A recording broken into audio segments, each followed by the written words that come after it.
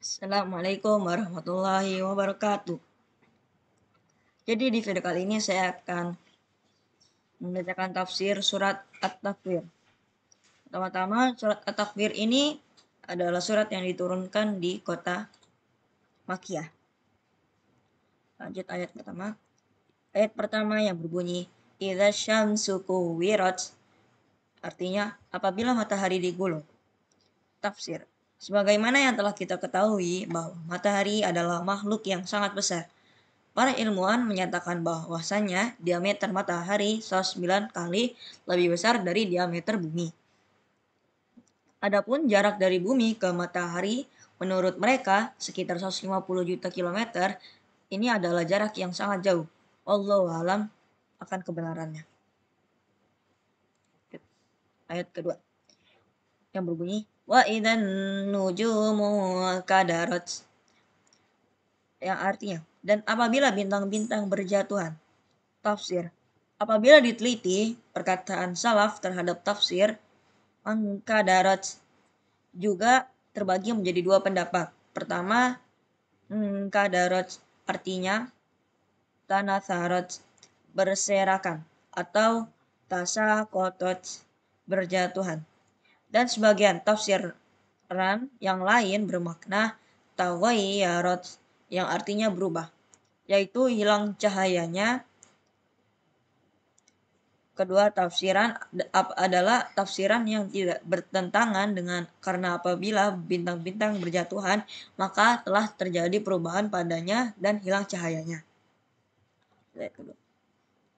Ayat ketiga yang berbunyi wa idzal jibalu suyirat, ya artinya dan apabila gunung-gunung dihancurkan.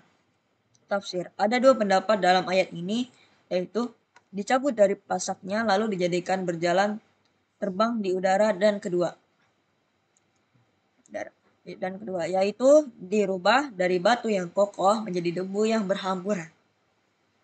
Ayat keempat yang berbunyi wa idzal 'isyaru uttilat, yang artinya dan apabila unta-unta yang bunting ditinggalkan atau tidak terurus. Tafsir. Unta yang kandungannya sudah berusia 10 bulan lebih adalah harta yang berharga bagi orang-orang Arab di zaman dahulu. Karenanya Allah menggunakan sebagai permisalan kalau unta ingin melahirkan, biasanya sang pemilik unta sudah mengetahuinya. Maka sang pemilik unta akan mengawasi kapan untanya akan melahirkan. Wa idzal husyirat, yang berbunyi yang artinya dan apabila unta-unta bunting. Ayat 4 yang berbunyi wa idzal 'isyaru uttilat, artinya dan apabila unta-unta yang bunting ditinggalkan tidak terurus. Tafsir. Unta yang kandungannya sudah berusia 10 bulan lebih adalah harta yang berharga bagi orang-orang di zaman dahulu. Karenanya Allah menggunakan sebagai permisalan kalau unta ingin melahirkan, biasanya sang pemilik unta sudah mengetahuinya, maka sang pemilik unta akan mengawasi kapan untanya akan melahirkan. Ayat 5 yang berbunyi wa idzal wuhusu husyirat, yang artinya dan apabila binatang-binatang liar dikumpulkan. Tafsir. Terkait makna husyirat ada dua pendapat di kalangan ulama ahli tafsir. Pertama artinya umitat, yaitu dimatikan oleh Allah, dan kedua yaitu akan dikumpulkan. Ayat ke-6 wa idzal biharu sujjirat, yang artinya dan apabila lautan dipanaskan. Tafsir. Ini juga merupakan perkara yang sangat mengerikan. Makna dari sisi bahasa jiharu mencakup seluruh kumpulan air, mencakup seperti lautan, selat, sungai, danau, dan lain-lain sebagainya. Ayat 7 yang berbunyi wa idzal nufusu zuwijat, yang artinya dan apabila roh-roh dipertemukan dengan tubuh. Tafsir. Tafsiran pertama yang dimaksud dengan dipertemukan adalah jiwa itu dimasukkan ke dalam badannya kembali. Tadinya roh dicabut kemudian diletakkan di alam barzah. sedangkan tubuhnya bisa jadi lapuk bersama tanah atau bisa jadi dimakan oleh binatang buas atau dimakan oleh ikan. Namun pada hari tersebut ruh akan dikembalikan kepada tubuhnya semula. Ayat ke-8 yang berbunyi wa idzal mau'udatu su'ilat, yang artinya dan apabila bayi-bayi perempuan yang dikubur hidup ditanya. Tafsir. Asal kata dari al-mau'udatu adalah maknanya diberi beban berat karena berasal dari kata kerja wa'ada. Lanjut ayat 9. Ayat 9 yang berbunyi bi ayyi dzambin qutilat. Artinya karena dosa apa dia bunuh. Salah satu kebiasaan jahiliyah pada sebagian kabilah Arab, bukan semua orang Arab, jika ada anak perempuan yang lahir, maka mereka akan dikubur hidup-hidup. Ayat 10 yang berbunyi wa idzas suhufu nusyirat, dan apabila lembaran-lembaran catatan amal telah dibuka lebar-lebar. Tafsir. Al-Qurtubi menjelaskan bahwa lembaran-lembaran catatan amal yang berada di tangan para malaikat ditutup tatkala seseorang meninggal dunia, dan tatkala hari kiamat dibuka kembali untuk hidup dilihat olehnya hasil catatan amalnya selama hidupnya. Lanjut ayat 11 yang berbunyi wa idzas samaa'u qushitat, dan apabila langit dilenyapkan. Tafsir. Kalau ada kambing atau unta yang disembelih kemudian dikuliti, proses kulitnya dilepas itu disebut kas. Jadi pada hari kiamat kelak Allah akan merobek langit tersebut seperti ditarik kulit dari hewan. Kita saksikan sekarang langit yang begitu hebat. Tidak ada satu bagian pun yang berlubang. Semuanya kokoh dibangun oleh Allah dengan 7 lapis. Lanjut ayat 12 yang berbunyi wa idzal jahimu su'irat, yang artinya dan apabila neraka jahim dinyalakan. Tafsir. Bayangkan bahan bakar api neraka adalah ada manusia dan batu, bukan bensin, minyak tanah, dan lainnya. Bahan bakar yang berasal dari batu panasnya lebih pedih. Oleh karena itu, bahan bakar neraka jahanam adalah batu. Manusia disiksa dengan hal seperti itu sehingga dia terbakar dan akhirnya menjadi bahan bakar itu sendiri. Kemudian neraka jahanam itu sudah disiapkan untuk orang-orang kafir. Ayat 13 lagi. Yang berbunyi wa idzal jannatu uzlifat, yang artinya dan apabila surga didekatkan. Tafsir. Ini adalah kemuliaan yang Allah berikan kepada orang-orang beriman sebagai bentuk penghormatan kepada mereka. Seandainya jarak surga dengan kita adalah 1.000.000 kilometer atau lebih dari itu, niscaya seseorang akan sabar menempuh jarak sejauh-jauh itu jika diperlihatkan kepadanya kenikmatan-kenikmatan yang luar biasa yang ada di surga. Kenikmatan-kenikmatan yang tidak pernah dilihat oleh mata, didengar oleh telinga, bahkan tidak pernah terbetik di hati. Lanjut ayat 14 yang berbunyi alimat nafsum ma ahdarat, yang artinya setiap jiwa akan mengetahui apa yang telah dikerjakannya. Tafsir. Setelah Allah menyebutkan sumpah-sumpah hingga 12 sumpah, kemudian Allah menjelaskan bahwa tujuan dari sumpah-sumpah tersebut adalah untuk menekankan dan memastikan bahwa setiap jiwa mengetahui apa yang telah dia kerjakan selama di dunia, berupa amal baik dan amal keburukan. Lanjut ayat 15. Fala uqsimu bil khunnas, yang artinya aku bersumpah demi bintang-bintang. Ayat 16. Al-jawaril kunnas, yang artinya yang beredar dan terbenam.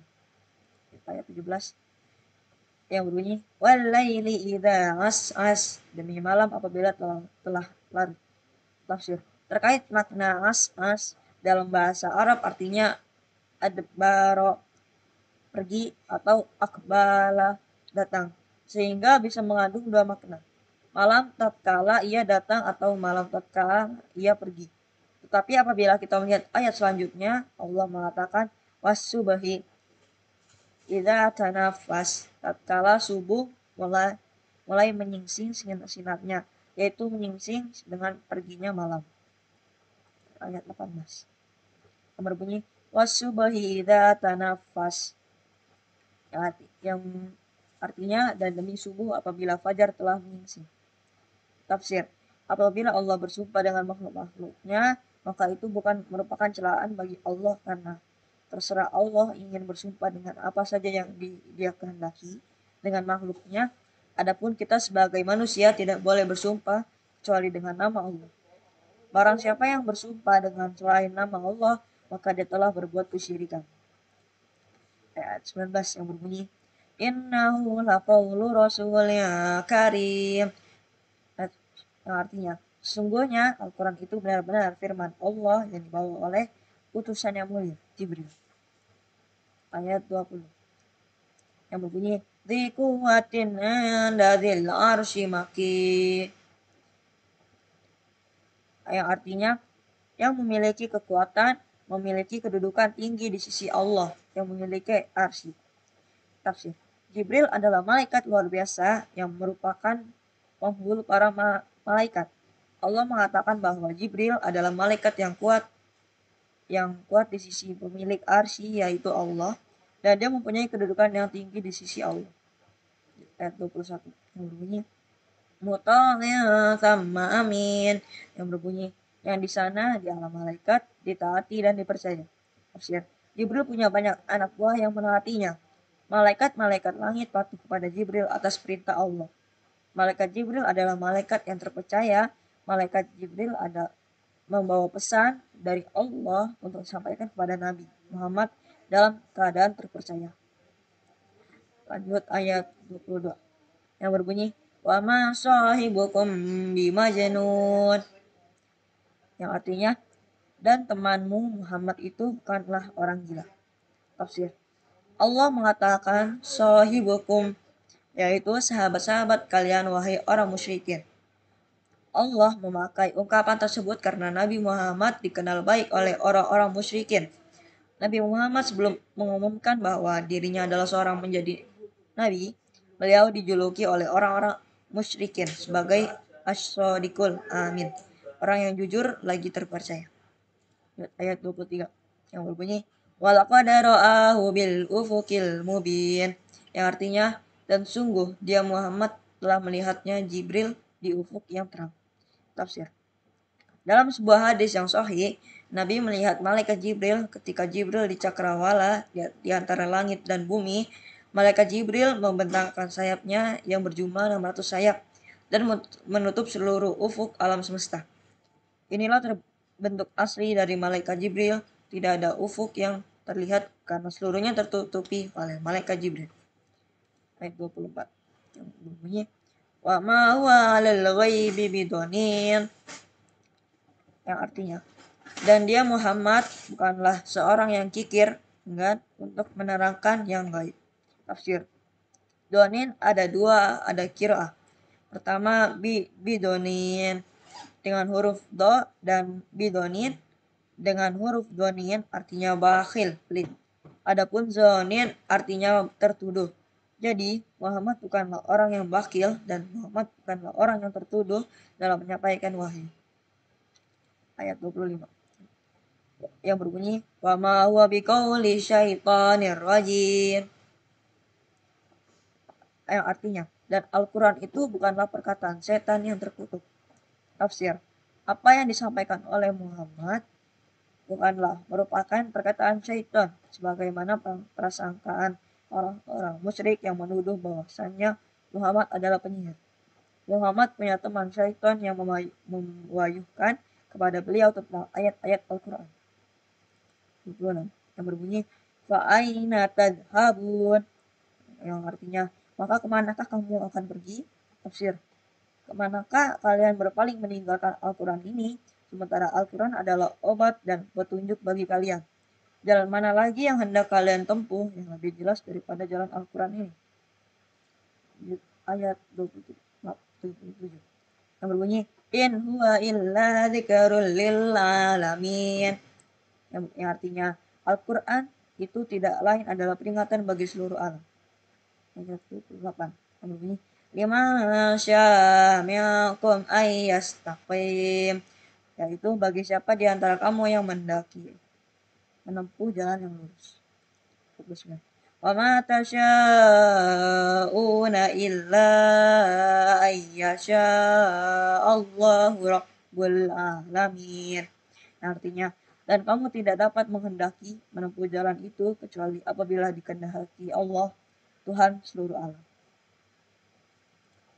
Terima kasih sudah menonton video ini. Lupa like, comment, subscribe. Sampai jumpa di next video.